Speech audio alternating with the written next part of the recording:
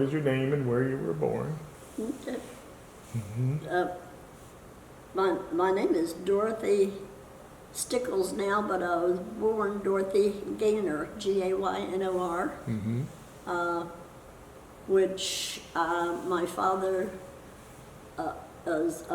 people came in from Ireland into New York. Oh. And but I grew up on the other side of the river, which is now Shenandoah. And where I was born is now Shenandoah Springs, was where I was born. Mm-hmm. So do you know when your dad or his kin came across when they came to New York? I'm not sure. They came into Loudon. When is it Loudon? They came into. Is it Ellis Island, that one? Yes, they came into Ellis Island, Ellis Island. and my great grandmother was buried at sea because she died at sea, on one of the boats. And they came in around, not to Purcellville. What's the other little town there? Oh, Luckettsville? Or Luckettsville? No, on the mountain, Hillsborough. Oh, Hillsborough. They came into that area, and yes, we have grave sites over there, where I've been, seeing it. Mm-hmm. When were you born? When were you born? I was born December the 20th, 1935, and I was the 10th kid. There was 12 of us kids. I had 7 sisters and 4 brothers. But my mom was married to a Pomeroy out of Virginia, and he died in 1918 in the Spanish flu, and she had 3 kids by him, and when he died in 1918 of that flu. So we grew up, 12 of us, it was 12 of us. But she were all the kids with a midwife, except one. There was one brother that was delivered by a doctor here in Charlestown, and his name was Dr. Pittman. And Mom said, "Well, I don't have money to pay you for this right now." And Dr. Pittman says, "You name this boy after me, and you won't owe me nothing." So I had a brother named Joseph J. Pittman Gaynor. She took all 4 names, all 3 names, Joseph J. Pittman Gaynor. Mm-hmm. I wonder how many Pittmans there are running around. I don't People know. that didn't know. I don't know. What year was he born? He was born in he was born in 1840. Okay. He was 5 years younger than I. Okay. Wow. So did all your brothers and sisters, did they survive? I mean, sometimes in a large family, some Well, I may had not. a sister, and I had 2 sisters that passed away. I had a sister older than I that we lived, of course, we lived mostly along the river all of our lives. And we had a rain barrel because we had to carry water from the spring for food and drink, wash clothes, whatever. And so my mom had gone to town and left my younger sister with my older sister, and she had gone out to the rain barrel to get water to scrub the floor. And she looked for my sister, who was, like 2, and she didn't see him. So my father was at the barn, and she thought maybe she had went out the door and followed my father. And she went to the rain barrel to get water. She had put water down off of the stove on the floor to get cold water to cool it down so she could scrub the floor. And when she came back in, she had fallen into this boiling water her arms and so forth. And so they took her to the hospital, but she died of blood poisoning from the burn. How old was she when that happened? I'm not sure. She was walking, maybe two, whatever. And then it was me. Then I had another younger sister after me that passed away with double pneumonia. Yeah. But the rest of us are still alive. And I think the youngest of us that passed away was probably in his 50s. I had one sister. Let's see. My oldest sister died when she was 92. Another sister died when she was 95. I had a brother died at 88. Well, we've had pretty good life. I'm knocking on wood for you. Yeah. But life wasn't easy and back then. And I can remember we lived a lot off the land. We had, we ate a lot of squirrel, rabbit, fish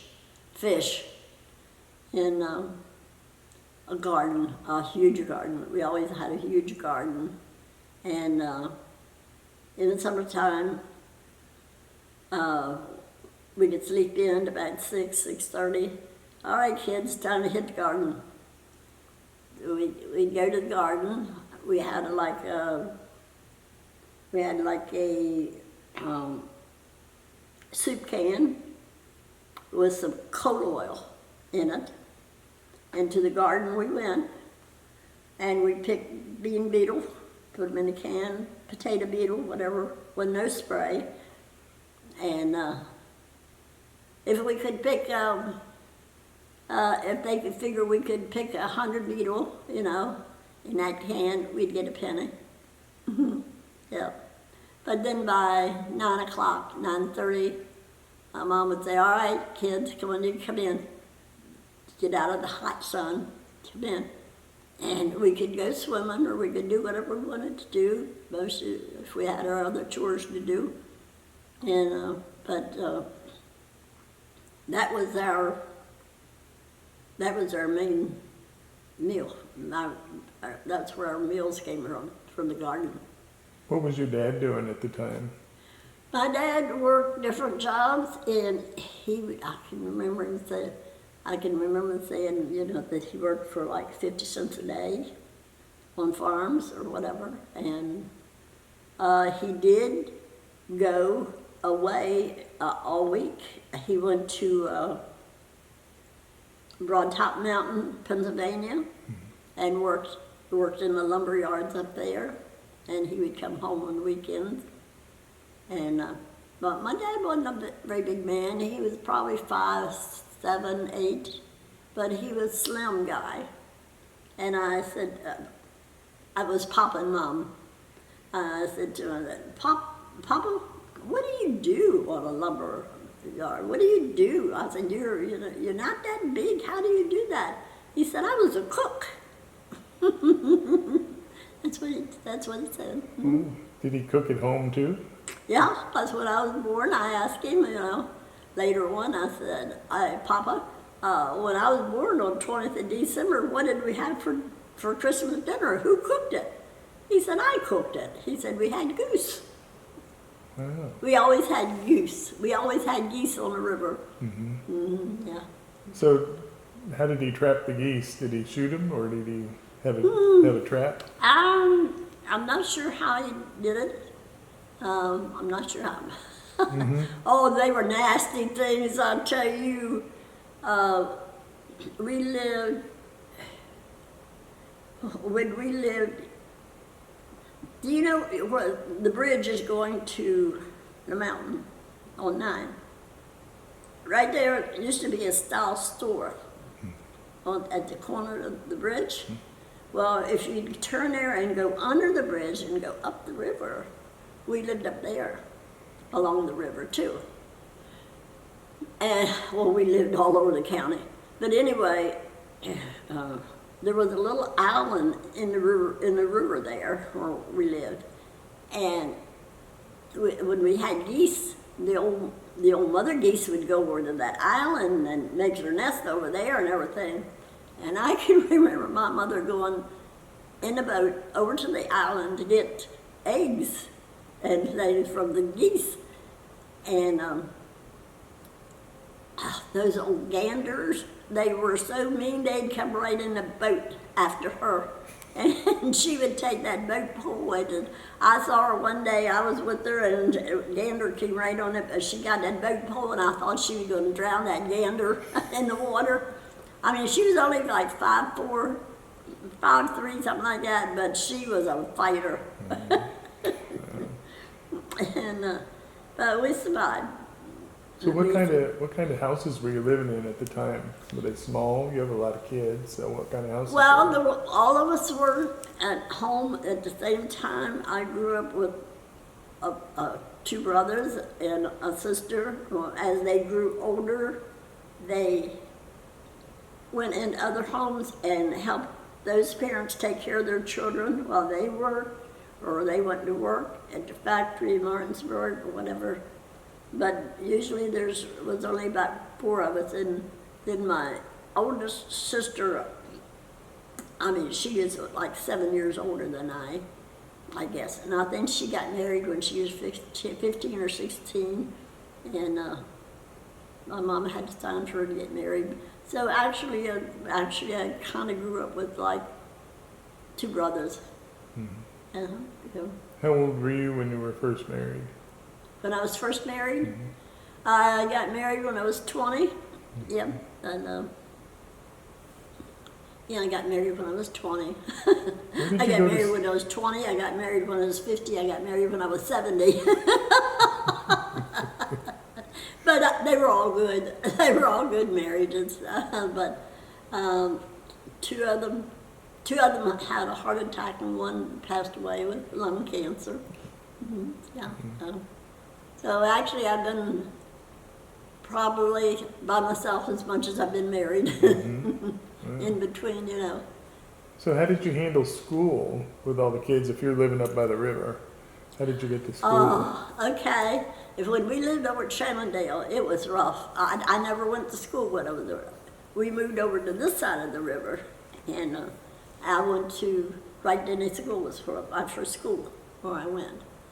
And yes, it was great, except we were called river rats or mountain hoosiers if we were from the other side of the river. I mean, it wasn't a good name.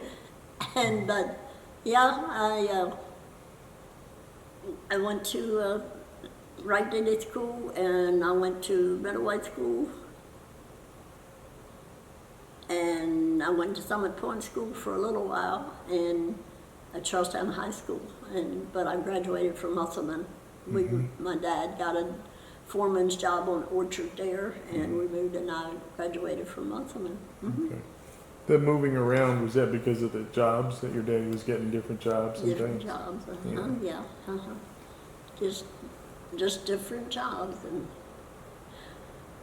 it didn't pay much, I don't think, but I can remember one time we lived on 51. My dad was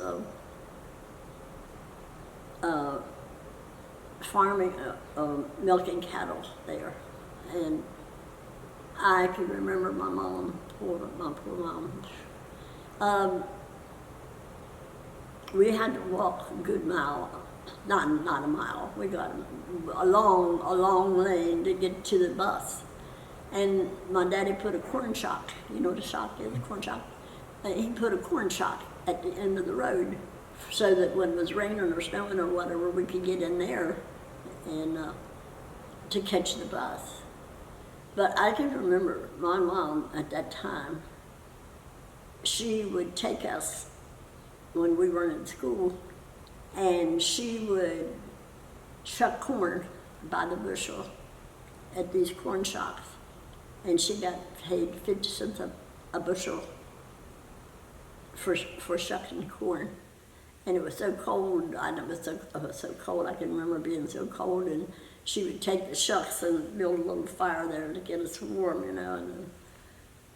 But You know what? I wouldn't trade my life back then for any life today. Nothing, nothing. I mean, I think I've lived the best life there ever was. 'Cause today, I don't know what it's like. It's not great. I'm sorry. I'm going on. No, that's fine.